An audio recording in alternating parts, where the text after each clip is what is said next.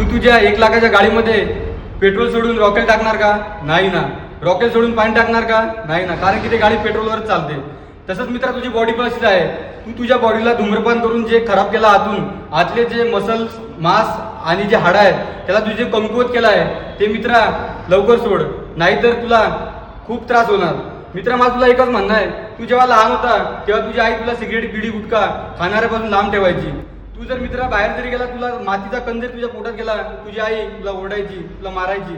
मित्रा तू आता एवढा मोठा झाला तरी तुझ्या संगतीमध्ये तुझा राहत, तुझे मित्र वगैरे आहेत तुझे, त्यांच्यासोबत राहून मित्र जे तू धूम्रपान करताय ते आठवून मित्र तू लहानपणी तुझी आई तुला माती पण खाऊन देत.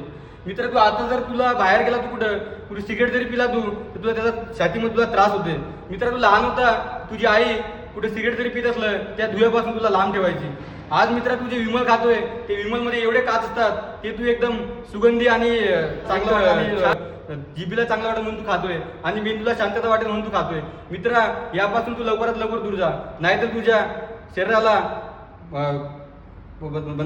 शरीराला उद्ध्वस्त होण्यापासून कोणीच वाचवणार नाही. मित्रा मला तुला एकच म्हणणं आहे, ज्यावेळेस तू लहान होता त्यावेळेस तुझी आई विमल, बिडी, गुटखा या लोकांपासून लांब ठेवायची. आज मित्रा तू पुण्या मुंबई सारख्या ठिकाणी गेलायस, तुला असं वाटते आपले मित्र तंबाखू, विमल, गुटखा आता नवीन ट्रेंडिंग आला. मित्रा जे लोक हुक्क्यामध्ये गांजा वगैरे पितात, बरेच लोकांना ते तेवढ्या पुरतं बरं वाटते आणि आपल्या मेंदूला जे मजा येते. आणि मला तुला एकच म्हणणं मित्रा, हे तुझे जे सुख आहे हे क्षणिक सुख आहे. तुला आयुष्याचं सुख घ्यायचं असेल मित्रा, ते मायबापा तुला जे लहानपणी होते तुला आठवू मित्रांचं, तुला लहानपणी त्यांनी कसं घडवलं.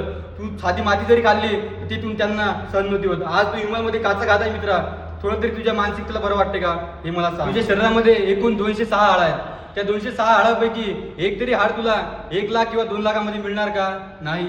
त्यासाठी मित्रा तुला व्यसन हे सोडावंच लागणार, व्यसनापासून मुक्त तुला व्हावंच लागणार. आठव मित्र तुझ्या आईचे ते दिवस, तू ज्या वेळेस शाळेत जायचा तुझी आई तुला भांग करून द्यायची ते दिवस आठव मित्रा. आज जर तू निर्व्यसनी राहिला तर तुझ्या आई वडिलाला, तुझ्या बापाला, तुझ्या भावाला, तुझ्या तिरडीला खांद्या जायचं वेळ नको देऊ.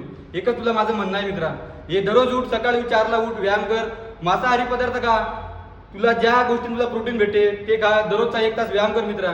4 लोकात गेला तर उठून दिसशील. एकच माझं तुला म्हणणं आहे, या व्यसनाधीन लोकांपासून लांब राहा, नाहीतर तुझ्या टिडीला खांदा द्यायला वेळ लागणार नाही मित्रा.